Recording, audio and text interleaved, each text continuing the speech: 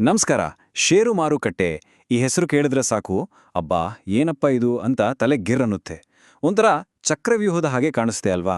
ಆದ್ರೆ ಚಿಂತೆ ಮಾಡಬೇಡಿ, ಇವತ್ತು ನಾವು ಈ ಜಾಲವನ್ನ ಬಿಡಿಸಿ ಸಿಂಪಲ್ ಆಗಿ ಒಂದು ಗೈಡೆಡ್ ಟೂರ್ ಹೋಗಿ ಬರೋಣ. ಹೌದು, ಮೊದಲ ಸಲ ನೋಡಿದಾಗ ಸ್ಟಾಕ್ ಮಾರ್ಕೆಟ್ ಒಂದು ದೊಡ್ಡ ಕಾಂಪ್ಲೆಕ್ಸ್ ಚಕ್ರವ್ಯೂಹದಾಗೇನೆ ಕಾಣಿಸುತ್ತೆ. ಎಲ್ಲಿಂದ ಶುರು ಮಾಡಬೇಕು, ಏನನ್ನ ಅರ್ಥ ಮಾಡ್ಕೋಬೇಕು, ಈ ಗೊಂದಲ ತುಂಬಾ ಸಹಜ. ಆದ್ರೆ ಆ ಚಕ್ರವ್ಯೂಹದಿಂದ ಹೊರಗೆ ಬರೋಕೆ ಒಂದು ಸಿಂಪಲ್ ಮ್ಯಾಪ್ ರೆಡಿ ಮಾಡಿದ್ರೆ ಹೆಂಗಿರುತ್ತೆ? ಈ ಮ್ಯಾಪ್ನಲ್ಲಿರೋದು ಕೇವಲ ಎರಡು ಭಾಗಗಳು. ಒಂದು, ನಾವು ಖರೀದಿಸಬಹುದಾದ ಆಸ್ತಿಗಳು ಅಂದ್ರೆ ಸ್ಟಾಕುಗಳು. ಇನ್ನೊಂದು, ಅವನ್ನ ಕೊಂಡುಕೊಳ್ಳೋ ಮತ್ತು ಮಾರಾಟ ಮಾಡೋ ಜನರು. ಅಷ್ಟೇ. ಹಾಗಾದ್ರೆ ನಮ್ಮ ಮಾರ್ಗದರ್ಶಿ ಪ್ರವಾಸ ಶುರು ಮಾಡೋಣ. ನಮ್ ಕೈಯಲ್ಲಿರೋ ಈ ಸಿಂಪಲ್ ಮ್ಯಾಪ್ ಇಟ್ಕೊಂಡು ಮಾರ್ಕೆಟ್ ಹೇಗ್ ಕೆಲಸ ಮಾಡುತ್ತೆ ಅಂತ ಒಂದೊಂದಾಗಿ ತಿಳ್ಕೊಳ್ತಾ ಹೋಗೋಣ. ಸರಿ, ನಮ್ಮ ಮ್ಯಾಪ್ನ ಮೊದಲ ಭಾಗವನ್ನ ನೋಡೋಣ. ನಾವು ಏನನ್ನ ಖರೀದಿ ಮಾಡಬಹುದು ಅಂದ್ರೆ ಮೊದಲು ಸ್ಟಾಕ್ಸ್ಗಳ ಬಗ್ಗೆನೇ ತಿಳ್ಕೊಂಬೋಣ. ಇವೇ ನಮ್ಮ ಮಾರ್ಕೆಟ್ ಮ್ಯಾಪ್ನ ದೊಡ್ಡ ದೊಡ್ಡ ಲ್ಯಾಂಡ್ಮಾರ್ಕ್ಗಳಿದ್ದಾಗೆ. ಮೊದಲಿಗೆ ಲಾರ್ಜ್ ಕ್ಯಾಪ್ ಸ್ಟಾಕ್ಗಳು. ಇವನ್ನ ಮಾರ್ಕೆಟ್ನ ದೊಡ್ಡಣ್ಣಗಳು ಅಂತಾನೆ ಹೇರ್ಬೋದು. ಯಾವುದು ಅಂದ್ರೆ ರಿಲಯನ್ಸ್, TCS, ಈ ಥರದ ದೈತ್ಯ ಎಸ್ಟಾಬ್ಲಿಷ್ಡ್ ಕಂಪನಿಗಳು. ಇಲ್ಲಿ ಹೂಡಿಕೆ ಮಾಡಿದ್ರೆ ಸ್ಟೆಬಿಲಿಟಿ ಜಾಸ್ತಿ ಇರುತ್ತೆ, ರಿಸ್ಕ್ ತುಂಬಾನೇ ಕಡಿಮೆ. ಹಾಗೇನೆ ರಿಟರ್ನ್ಸ್ ಕೂಡ ಒಂದು ಮೀಡಿಯಂ ಲೆವೆಲ್ನಲ್ಲಿ ಇರುತ್ತೆ. ಹಾಗಾಗಿ ಹೊಸದಾಗಿ ಮಾರ್ಕೆಟ್ಗೆ ಎಂಟ್ರಿ ಕೊಡುವವರಿಗೆ ಇದು ಬೆಸ್ಟ್ ಆಯ್ಕೆ. ನೆಕ್ಸ್ಟ್ ಬರೋದು ಮಿಡ್ ಕ್ಯಾಪ್ ಸ್ಟಾಕ್ಗಳು. ಇವು ಇನ್ನೂ ಬೆಳವಣಿಗೆ ಹಂತದಲ್ಲಿರೋ ಕಂಪನಿಗಳು. ಲಾರ್ಜ್ ಕ್ಯಾಪ್ನಷ್ಟು ದೈತ್ಯವೂ ಅಲ್ಲ, ಸ್ಮಾಲ್ ಕ್ಯಾಪ್ನಷ್ಟು ಚಿಕ್ಕವೂ ಅಲ್ಲ. ಇಲ್ಲಿ ರಿಸ್ಕ್ ಸ್ವಲ್ಪ ಮೀಡಿಯಂ ಲೆವೆಲ್ನಲ್ಲೇ ಇರುತ್ತೆ, ಆದರೆ ಬೆಳವಣಿಗೆಯ ಸಾಧ್ಯತೆ ಅಂದ್ರೆ ಗ್ರೋತ್ ಪೊಟೆನ್ಷಿಯಲ್ ಲಾರ್ಜ್ ಕ್ಯಾಪ್ಗಳಿಗಿಂತ ಹೆಚ್ಚಾಗೇ ಇರುತ್ತೆ. ಮತ್ತು ಕೊನೆಗೆ ಸ್ಮಾಲ್ ಕ್ಯಾಪ್ ಸ್ಟಾಕ್ಸ್ಗಳು. ಇವನ್ನ ರೈಸಿಂಗ್ ಸ್ಟಾರ್ಸ್ ಅಂತ ಕರಿಬಹುದು. ಇಲ್ಲಿ ಗ್ರೋತ್ ಪೊಟೆನ್ಷಿಯಲ್ ಇದೆಯಲ್ಲ, ಅದು ಅಸಾಧಾರಣ. ಆದ್ರೆ ಒಂದು ವಿಷಯ ನೆನ್ಪಿರ್ಲಿ, ಹೈ ರಿಟರ್ನ್ಸ್ ಅಂದ್ರೆ ಹೈ ರಿಸ್ಕ್. ಅಪಾಯ ಮತ್ತು ವೊಲಟಿಲಿಟಿ ಅಂದ್ರೆ ಚಂಚಲತೆ ಎರಡೂ ಇಲ್ಲಿ ಪೀಕ್ ಲೆವೆಲ್ನಲ್ಲಿರುತ್ತೆ. ಅದಕ್ಕೆ ಇವು ಮಾರ್ಕೆಟಿನ ಆಳ ಅಗಲ ಚೆನ್ನಾಗಿ ಗೊತ್ತಿರೋ ಅನುಭವಿಗಳಿಗೆ ಮಾತ್ರ ಸೂಕ್ತ. ಈ ಚಾರ್ಟ್ ನೋಡಿ, ಇದು ಈ ಮೂರರ ವ್ಯತ್ಯಾಸವನ್ನ ಒಂದೇ ಚಿತ್ರದಲ್ಲಿ ಇಳಿಬಿಡುತ್ತೆ. ಲಾರ್ಜ್ ಕ್ಯಾಪ್ನಲ್ಲಿ ರಿಸ್ಕ್ ಕಡಿಮೆ, ರಿಟರ್ನ್ ಕೂಡ ಕಡಿಮೆ. ಸ್ಮಾಲ್ ಕ್ಯಾಪ್ನಲ್ಲಿ ರಿಸ್ಕ್ ಜಾಸ್ತಿ, ರಿಟರ್ನ್ ಕೂಡ ಜಾಸ್ತಿ. ಮಿಡ್ ಕ್ಯಾಪ್ ಈ ಎರಡರ ಮಧ್ಯ ಇದೆ. ರಿಸ್ಕ್ ಮತ್ತು ರಿಟರ್ನ್ ನಡುವಿನ ಈ ಸಂಬಂಧ ಇದೆಯಲ್ಲ, ಇದನ್ನ ಅರ್ಥ ಮಾಡ್ಕೊಳ್ಳೋದು ತುಂಬಾನೇ ಮುಖ್ಯ. ಸರಿ, ನಮ್ಮ ಮ್ಯಾಪ್ನ ಏನು ಅನ್ನೋ ಭಾಗ ಮುಗೀತು. ಈಗ ಯಾರು ಅನ್ನೋ ಭಾಗಕ್ಕೆ ಹೋಗೋಣ.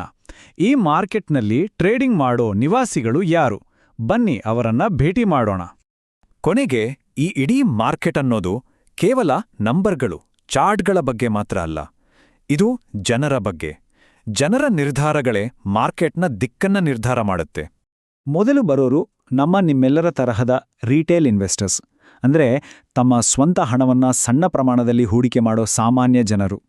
ಇವರಲ್ಲಿ ಹೆಚ್ಚಿನವರು ಲಾಂಗ್ ಟರ್ಮ್ ದೃಷ್ಟಿಕೋನ ಇಟ್ಕೊಂಡಿರ್ತಾರೆ. ಮೂಲದಲ್ಲಿ ಹೇಳಿರೋ ಹಾಗೆ ಇವರು ನಮ್ಮ ಹಾಗೆ ಸಾಮಾನ್ಯ ಜನರು.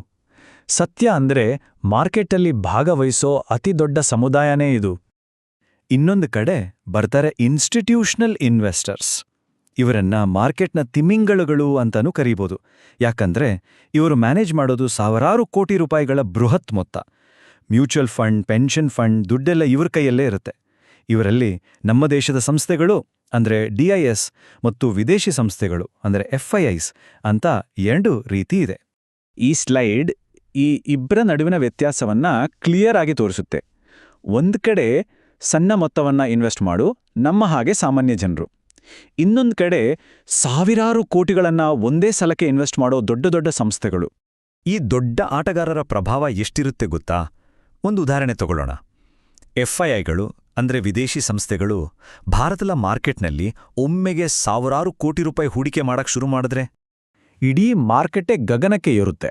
ಯಾಕಂದ್ರೆ ಅವರ ದೊಡ್ಡ ಖರೀದಿ ಇದೆಯಲ್ಲ, ಅದು ಮಾರ್ಕೆಟ್ಗೆ ಒಂದು ಪಾಸಿಟಿವ್ ಸಿಗ್ನಲ್ ಕೊಡುತ್ತೆ. ಅದನ್ನ ನೋಡಿ ಸಣ್ಣ ಹೂಡಿಕೆದಾರರು ಕೂಡ ಅವರನ್ನೇ ಫಾಲೋ ಮಾಡೋಕೆ ಶುರು ಮಾಡ್ತಾರೆ.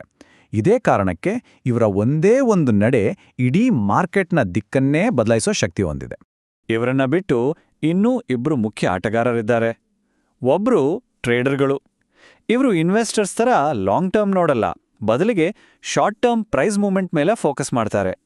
ಇನ್ನೊಬ್ರು ಬ್ರೋಕರ್ಗಳು. ಬ್ರೋಕರ್ಗಳು ಅಂದ್ರೆ ಝಿರೋಧಾ, ಗ್ರೋ, ಅಪ್ಸ್ಟಾಕ್ಸ್ನಂತಹ ಪ್ಲಾಟ್ಫಾರ್ಮ್ಗಳು. ಇವು ನಮಗೂ ಸ್ಟಾಕ್ ಮಾರ್ಕೆಟ್ಗೂ ನಡುವೆ ಒಂದು ಬ್ರಿಡ್ಜ್ ಥರ ಕೆಲಸ ಮಾಡ್ತವೆ. ಬ್ರೋಕರ್ ಇಲ್ಲದೆ ನಾವು ಸ್ಟಾಕ್ಗಳನ್ನ ಕೊಂಡುಕೊಳ್ಳೋಕೆ ಅಥವಾ ಮಾರೋಕೆ ಸಾಧ್ಯನೇ ಇಲ್ಲ. ಸರಿ, ಈಗ ನಮ್ಮ ಮ್ಯಾಪ್ನ ಎರಡೂ ಭಾಗಗಳನ್ನ ನೋಡಾಯ್ತು. ಯಾವ್ಯಾವ ಸ್ಟಾಕ್ಸ್ಗಳಿವೆ ಅಂತಾನು ನೋಡಿದ್ವಿ, ಯಾರೆಲ್ಲ ಆಟಗಾರರಿದ್ದಾರೆ ಅಂತಾನು ನೋಡಿದ್ವಿ. ಈಗ ಇವೆರಡನ್ನೂ ಒಟ್ಟಿಗೆ ಸೇರಿಸಿ ಫುಲ್ ಪಿಕ್ಚರ್ ಹೇಗಿರುತ್ತೆ ಅಂತ ನೋಡೋಣ. ಈ ಟೇಬಲ್ ಇದೆಯಲ್ಲ, ಇದು ನಮ್ಮ ಇವತ್ತಿನ ಇಡೀ ಟೂರ್ನ ಸಾರಾಂಶ. ಇದು ನಮ್ಮ ಮ್ಯಾಪ್ನ ಎರಡೂ ಭಾಗಗಳನ್ನ ಒಟ್ಟಿಗೆ ತರುತ್ತೆ. ನೋಡಿ, ಕಡಿಮೆ ರಿಸ್ಕ್ ಇರೋ ಲಾರ್ಜ್ ಕ್ಯಾಪ್ ಸ್ಟಾಕ್ಗಳು ಹೊಸದಾಗಿ ಬಂದವರಿಗೆ ಹೇಗೆ ಸೂಕ್ತವಾಗಿದೆ, ಹಾಗೇನೆ ಅತಿ ಹೆಚ್ಚು ರಿಸ್ಕ್ ಇರೋ ಸ್ಮಾಲ್ ಕ್ಯಾಪ್ಗಳು ಅನುಭವಿಗಳಿಗೆ ಮಾತ್ರ ಯಾಕೆ ಸರಿ ಅನ್ನೋದನ್ನ ಇದು ಸ್ಪಷ್ಟವಾಗಿ ಹೇಳುತ್ತೆ. ಇದೇ ನಾವು ಮಾತಾಡ್ತಿದ್ದ ಸಿಂಪಲ್ ಮಾರ್ಕೆಟ್ ಮ್ಯಾಪ್. ಹಾಗಾದ್ರೆ ಈ ಜ್ಞಾನದ ಜೊತೆ ಮುಂದಿನ ಹೆಜ್ಜೆ ಏನು? ಈ ಮಾರ್ಕೆಟ್ನ ಎಕ್ಸ್ಪ್ಲೋರರ್ ಆಗಿ ಮೊದಲ ಹೆಜ್ಜೆ ಇಡೋಣ. ಟ್ರೇಡಿಂಗ್ ಆ್ಯಪ್ ಓಪನ್ ಮಾಡಿ, ಯಾವುದಾದ್ರೊಂದು ಕಂಪನಿಯನ್ನ ಹುಡುಕಿ ಅದರ ಮಾರ್ಕೆಟ್ ಕ್ಯಾಪ್ ಅಂದ್ರೆ ಮಾರುಕಟ್ಟೆ ಮೌಲ್ಯ ಎಷ್ಟು ಅಂತ ನೋಡಿ. ಅದು ಲಾರ್ಜ್, ಮಿಡ್ ಅಥವಾ ಸ್ಮಾಲ್ ಕ್ಯಾಪ್ ಅಂತ ನೀವೇ ಕಂಡುಹಿಡಿಬೋದಾ?